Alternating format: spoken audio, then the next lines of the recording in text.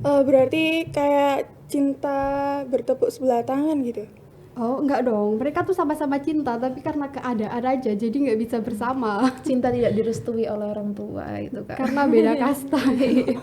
Hamin 3 itu kita emang benar-benar kekurangan. Dana itu udah dirinci semuanya dari awal, tapi ternyata ada dana-dana yang tidak terduga. Jadi nggak jadi boncos ya Mbak Rindi ya? Nggak jadi boncos, alhamdulillah. Rezeki anak soleh. Ya, Pak, Untuk adik tingkat dari Universitas Bayangkara Surabaya, Ilkom khususnya ya.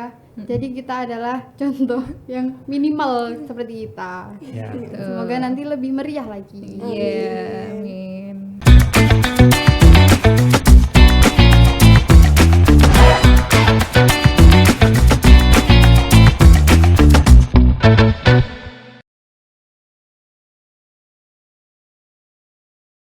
Hai Tribuners, kembali lagi di Tribun Jatim Network dalam acara Cakap Sana, Cakap Sini.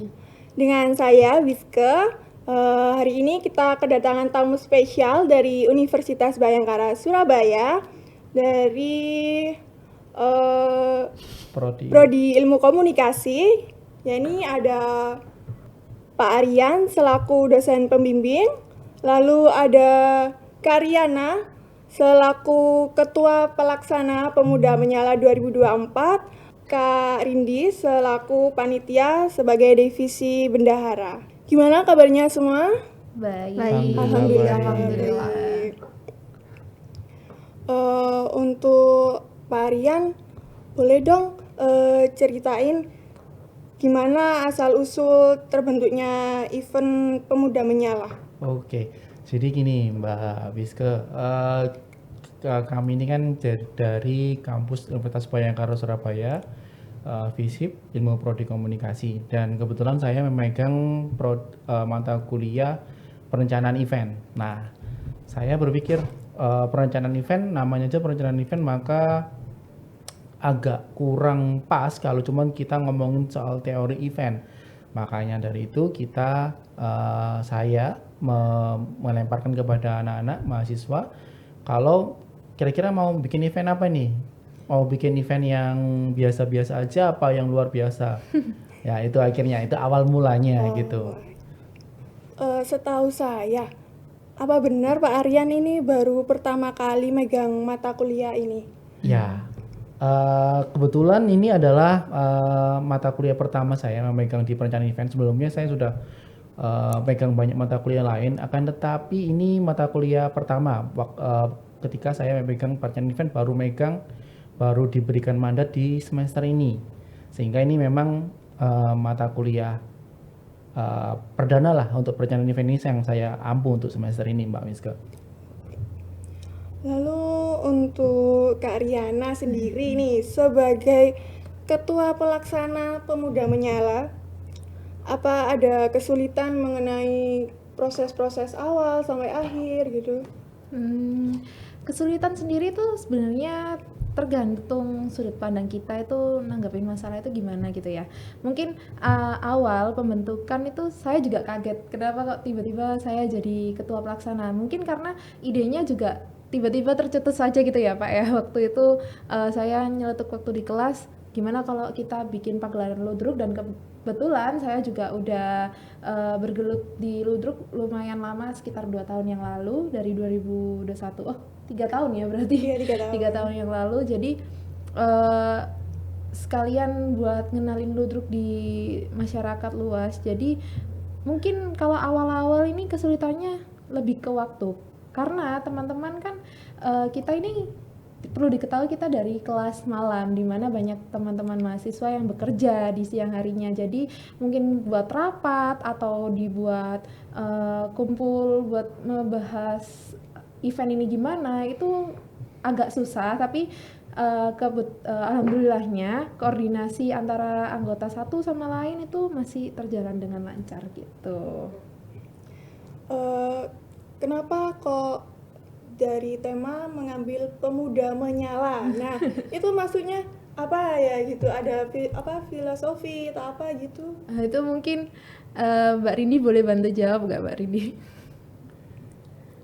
Jadi kenapa pemuda menyala? Pemuda menyala itu singkatannya kan pagelaran untuk Pementasan ludruk guna melestarikan budaya di kalangan anak muda. Gitu ceritanya, Kak. Jadi disingkat sama Pemuda pemuda menyala. Sebenarnya itu terinspirasi dari itu ya Mbak Rindi ya. Waktu anak-anak waktu itu sering guyonan gitu soal menyala abangku gitu kan. di kelas tuh sering gitu, sering kayak guyonan gitu. Itu kan juga tren akhir-akhir ini kan, Iya, kayak iya. menyala abangku gitu. Terus itu dipakai gitu. Ya, pemuda menyala. Jadi kita bikin pemuda menyala, terus habis itu kita cari-cari singkatannya enaknya apa ya, ini temanya gimana ya.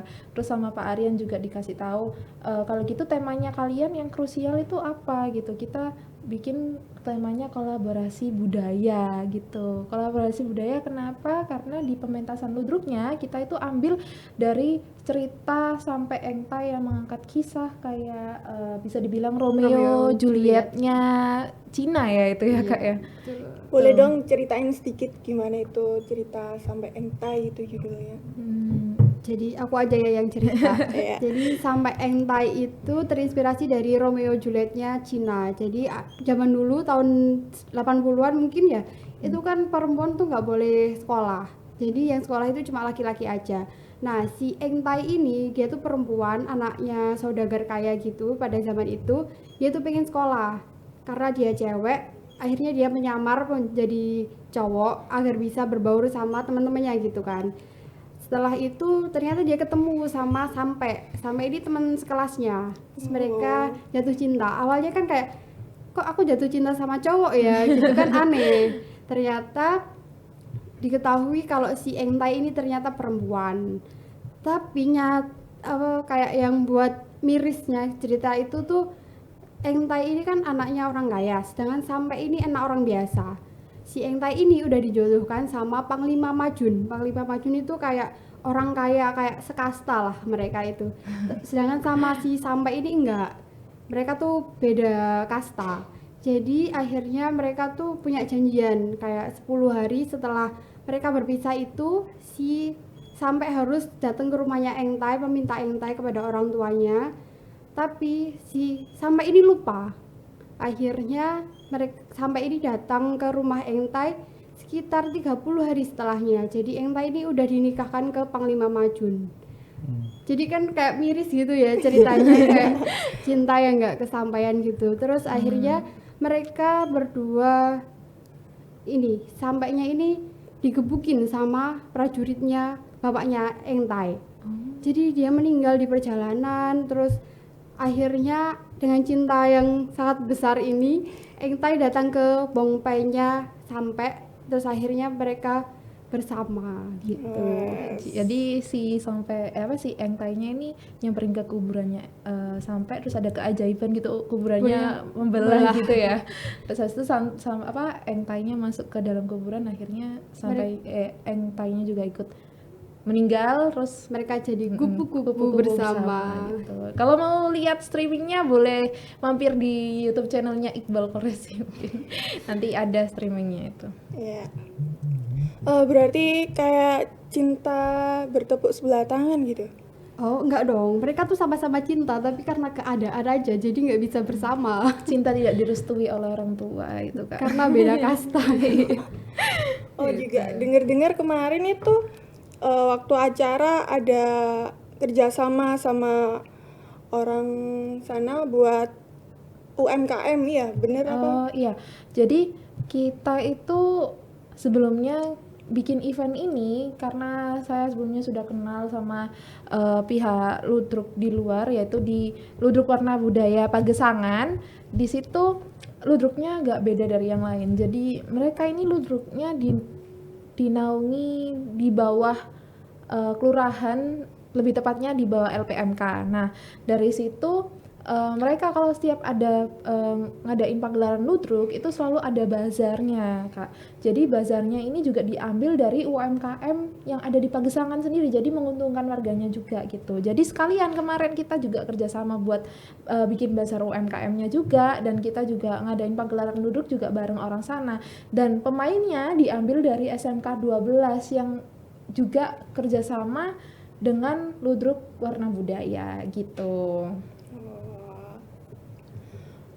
Untuk Pak Aryan, ada gak sih Pak suka duka dari acara event Pemuda Menyala ini? Oke, overall ini alhamdulillah acaranya lancar ya. Jadi kalau saya ngomong lebih banyak sukanya karena sangat apa ya?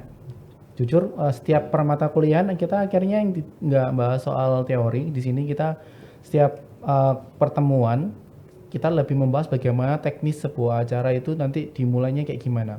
Mulai dari persiapan yang paling dasar. Kemarin kita menentukan acara yang kemarin kebetulan kita punya Mbak Riana di sini yang punya pengalaman, sehingga kenapa kok kita nggak bikin ludruk, yang itu kayaknya kalau acara untuk level mahasiswa ludruk itu adalah sesuatu hal yang cukup langka karena kan ludruk kayaknya anak-anak sekarang lebih suka drakor ya kan, lebih suka yang cowok-cowok mungkin yang lebih suka mungkin sepak bola atau mungkin main game online. Tapi ini menurut saya jadi sebuah keunikan pertama, dan kedua kalau untuk level di mahasiswa mungkin yang perancangan event yang kemarin-kemarin saya lihat itu masih kayak ya mungkin pameran fotografi ya level mahasiswa ya level mungkin sekitar kampus lah. Ini saya merasa bahwa ini adalah salah satu event yang besar, sehingga kalau tanya suka duka lebih banyak sukanya Mbak. Jadi tiap malam tiap pertemuan ini beneran anak-anak malam semua,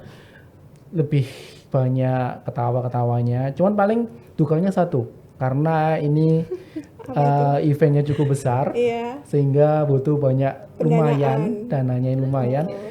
Jadi urunannya anak-anak nggak nyampe kemarin, akhirnya kita sampai Hamin seminggu kayaknya Mbak Riana ya. Iya. Itu ternyata ada Hamin 3 itu Pak. Hamin 3, Hamin 4 itu ternyata banyak biaya tak terduga, tambah banyak lagi, akhirnya kita cepet-cepet alhamdulillahnya. Tapi ya ada sponsor masuk kemarin, ada beberapa sponsor yang masuk terakhir yang itu membantu, tapi tetap ya alhamdulillah akhirnya bisa nutup karena kan kita kerjasama sama ludruknya dan juga kerjasama sama Kelurahan Pagesangan sama UMKM-nya. Jadi kita pastikan bahwa jangan sampai ada yang cukup apa ya Mbak, jangan sampai mencoreng nama kampus, karena kan kita gimana tetap membawa nama kampus Universitas Bhayangkara Surabaya. Jadi alhamdulillah tapi lancar semuanya, dan kemarin saya ngobrol sama ketua ludruk, ngobrol sama juga ketua orang kelurahan di sana yang membawai ludruk, itu mereka cukup puas dan mereka pengen tiap tahun kalau bisa Pak ada di sini gitu. Jadi mereka welcome. Cuman nggak tahu ini nanti tahun depan seperti apa. Untuk Kak Rindi sebagai bendahara nih, untuk suka dan dukanya kira-kira apa ya? Seperti yang diomong Pak Aryan tadi ya, sukanya tuh emang banyak banget. Tapi dukanya juga ada dari sponsor sih sebenarnya, dari kayak dana. Hamin 3 itu kita emang benar-benar kekurangan. Dana itu udah dirinci semuanya dari awal, tapi ternyata ada dana-dana yang tidak terduga. Terus akhirnya kita ambil inisiatif buat iuran lagi guys. Jadi kita Solusinya harus itu ya. solusi satu-satunya adalah iuran lagi, dan juga di detik-detik terakhir itu malah ada sponsor yang masuk, itu lumayan alhamdulillah ketutup semua gitu. Jadi nggak jadi boncos ya Mbak Rindi ya? Nggak jadi boncos, alhamdulillah. Rezeki anak soleh. Okay. Nah, untuk Kak Riana nih, Iya. sebagai ketua pelaksana, suka dan dukanya itu apa? Sebenarnya kalau suka duka itu nggak jauh beda dari Pak Aryan sama Rindi ya, karena pasti bergelut di sana-sana aja gitu di soal pendanaan gitu. Kalau Sama ya? sebenarnya ini ya Pak ya, saya buka ya, boncosnya itu ada Pak, tapi nggak semuanya. Okay. Cuman mungkin dari ketua sama wakil ketua aja ya itu. Itu terus kalau lebih banyak sukanya sih itu lebih karena sebelumnya itu saya ini kan pindahan dari kelas pagi ya, terus karena ada event ini jadi saya tuh lebih dekat sama teman-teman kelas malam gitu. Jadi kita lebih akrab lagi. Iya, mungkin gara-gara itu juga kita lebih akrab lagi. Terus dukanya bukan suka duka, lebih ke pelajaran yang saya dapat itu ada satu hal, bukan problem juga sih waktu itu awal-awal event itu, pelajaran yang saya dapat itu nggak semua orang itu paham apa pandanganmu gitu, nggak semua orang itu paham apa yang kamu sampaikan, apalagi yang melalui lewat chat gitu ya, pasti banyak berantemnya nanti kalau misal disampaikan lewat chat kayak Takutnya gitu. miskom. Iya, banyak kayak gitu-gitunya teman-teman itu. Tapi setelah dari situ kalau udah clear sih teman-teman itu langsung ya udah biasa aja gitu. Iya beneran kan kemarin itu langsung. Iya sih, alhamdulillah teman-teman kita tuh enak gitu loh. Iya, Profesional. Komunikasinya. Profesional. Kalau bisa diajak kerjasama. Ya mungkin Wajar, karena kita wajar. juga anak komunikasi ya. Jadi kayak komunikasi kita tuh emang terjalin dengan gampang lah Iya pokoknya. benar itu. Gitu sih. Untuk terakhir nih, kesan dan pesan buat Pak Aryan Oke, kesan untuk siapa ini, Mbak?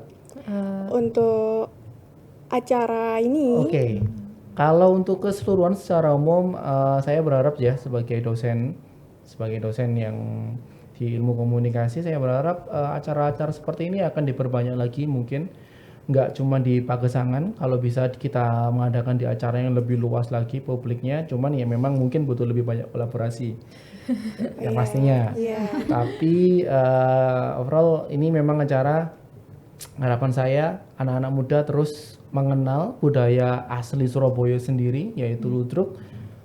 Tapi juga boleh juga ini acara ludruk tapi dipentaskan dengan mungkin kita nggak berpatokan sama cerita-cerita ludruk yang mungkin sudah legendaris, kayak contohnya kalau di Surabaya itu punya misalnya kalau Bapak Kartolo kayak seperti itu ya, itu ya kan legend ludruk kita. Cuman boleh juga kalau anak-anak nanti kedepannya bisa jadi membuat ludruk tapi dengan tema yang lebih modern, sehingga anak-anak muda juga suka, pasti tetap melestarikan ludruk, akan tetapi tetap mengikuti perkembangan zaman. Itu mungkin yang saya bisa sampaikan, harapan saya ke depan untuk acara ludruk biar lebih ramai lagi, biar tidak sampai mati, tidak terbatas di Kelurahan Pagesangan yang tempat kemarin event kita diadakan, tapi bisa ke kelurahan-kelurahan yang lain. Ada niatan mau bikin event lagi nggak kira-kira?